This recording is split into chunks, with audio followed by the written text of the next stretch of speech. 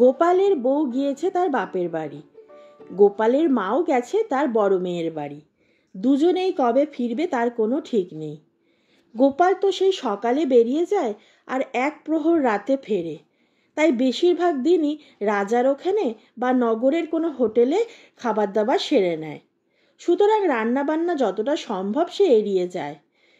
একদিন গোপাল ভাবল, মা এবং বউয়ের আসার সময় তো হয়ে এলো, এদিকে ঘরের চালটাও ঠিক করার দরকার, কারণ বর্ষা সামনেই চলে আসবে। তার আগে চালটা ঠিক না করলে এবার বর্ষায় নিঘাত চুইয়ে চুইয়ে ঘরের মধ্যে জল পড়বে। সেই জন্য সে ঠিক করলো এর মধ্যেই সে একজন ঘরামি লাগিয়ে ঘরটা সারাই করবে। অতএব একটা ছুটির দিন দেখে গোপাল ঘরের কাজে হাত দিল। ইদানিং গোপালদের গ্রামের লোকেরা ঘরামির কাজ করতে চায় না। সকলেই চাষের কাজ নিয়ে ব্যস্ত থাকে আর অবসর সময়ে নদীতে জাল ফেলে বা ছিপ দিয়ে বসে থাকে মাছ ধরার জন্যে। তাই গোপালকে ঘরামি ধরে আনতে যেতে হলো অনেক দূরে। ঘরামি ডাকতে এবং তাকে নিয়ে আসতে বেশ বেলা হয়ে গেছে। তাই নিজে রান্নার কোনো বন্দোবস্তই আজ সে করে উঠতে পারেনি।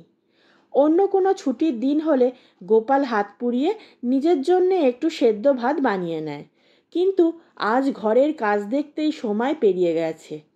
ঘরামিকে যেমন যেমন দেখিয়ে দিয়েছে সে সেরম সেরমই কাজ করছে, কিন্তু গোপালকে খেয়াল রাখতে হচ্ছে এটা যে ব্যাটা যেন কোনোভাবেই ফাঁকি না দেয়, কারণ ঘরামিরা খুব চালাক হয়। একদিনের কাজকে 2 বা 3 দিনের কাজ না করে তারা ছাড়তে চায় না। এদিকে দুপুর গড়িয়ে গেছে অনেকক্ষণ। গোপালের খিদেও পেয়েছে খুব, কিন্তু রান্না তো করেনি, কি করবে এখন? তার মনে পড়ল ঘরে বেশ কিছু ফল কেনা আছে। সে ঠিক করলো এই ফল দিয়েই আজকের দুপুরের আহারটা সে সেরে নেবে। গোপাল বসলো রান্নাঘরের মধ্যে ফলাহার করতে। ঘরামি গোপালকে খেতে বসতে দেখে আপন খেয়ালে জানতে চাইল, বাবু, রান্না তো আজ করেননি, তাহলে কি খাচ্ছেন? পাছে ঘরামিকে ভাগ দিতে হয়, তাই গোপাল চিৎকার করে বলল, আজ কচু পোড়া খাচ্ছি। ঘরামি ভাবল, গোপাল যখন রাজবাড়ির কর্মচারী তখন কচু পোড়া নিশ্চয়ই খুব উপাদেয় খাদ্য। সে তো আর তাদের মতন যেমন তেমন লোক নয় যে যা পাবে তাই খাবে। এমন সময় গোপালের বাড়িতে একজন গোসাই ঢুকলেন। কই হে গোপাল, তোমার বউ নাকি খুব সুন্দর হয়েছে, তাই আজ বউ দেখতে চলে এলুম। তোমার মা কোথায়? ডাকো তাকে। দেখতে পাচ্ছি না যে। গোপাল রান্নাঘর থেকে উত্তর দিল, মা গেছে আমার বড় বোনের বাড়ি আর বউ গেছে তার বাপের বাড়ি। তখন তিনি বললেন, তা তুমি কোথা থেকে বলছো? তুমি কোথায়? তোমাকে তো দেখতে পাচ্ছি না। গোপাল তখন তাড়াতাড়ি গপ গপ করে খেতে লাগলো। গোপালকে খেতে দেখে গোপালের হয়ে ঘরামি বলতে থাকলো, বাবু এখন কচু পোড়া খাচ্ছে।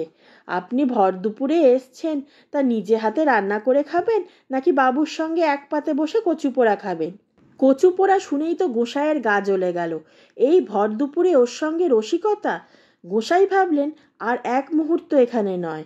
বাড়ির বাইরে তিনি পা বাড়ালেন। ঘরামি তখনও বলেই চলেছে, ঠাকুর রাগ করবেন না, কচু পোড়া খেতে খুবই ভালো, বিশ্বাস না হয় একবার খেয়ে দেখুন। সে সহজ সরল মানুষ, তাই সে ব্যাপারটা বুঝতে পারেনি। গোসাই তখন আরও রেগে গিয়ে হনহন করে হাঁটা লাগিয়ে অন্য কোনো যজমানের বাড়ির উদ্দেশ্যে রওনা হলো। গোপাল এদিকে ঘরামির সঙ্গে গোসাইয়ের কাণ্ড দেখে মনে মনে ভাবল, ভালোই হয়েছে, এই ভেবে সে মুচকে মুচকে হাসতে লাগলো। এই ধরনের সুন্দর সুন্দর গল্প শোনার জন্য এখনই আমার চ্যানেলটি সাবস্ক্রাইব করে নিন। আর গল্পটি কেমন লাগলো তা অবশ্যই কমেন্ট করে জানাবেন।